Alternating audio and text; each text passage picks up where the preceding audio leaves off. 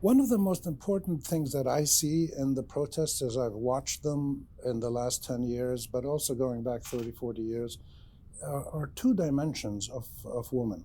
One is the increased public role that women play in the protests on the street, in political fora, and other ways.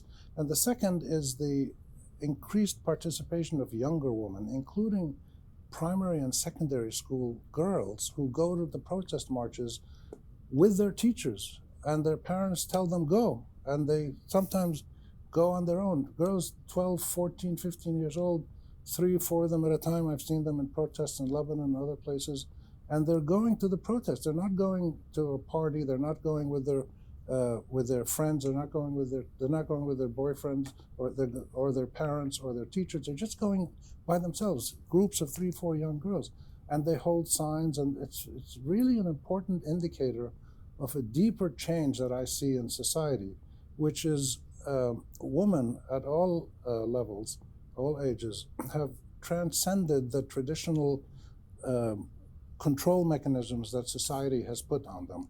And they're breaking out of those control mechanisms and demanding their full citizenship rights and their place to bring those rights about, their place in the transformation of society.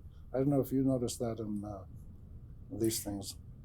I do. I think that's actually a trend we've been seeing. The Middle East, unfortunately, has this unique reputation of being particularly bad for women. And so when we see women at these protests, we're suddenly surprised that they're out there raising claims and standing ground, and very often pushing to the front of lines by riot police and things to sort of dare the police to come after women with cameras around, et cetera.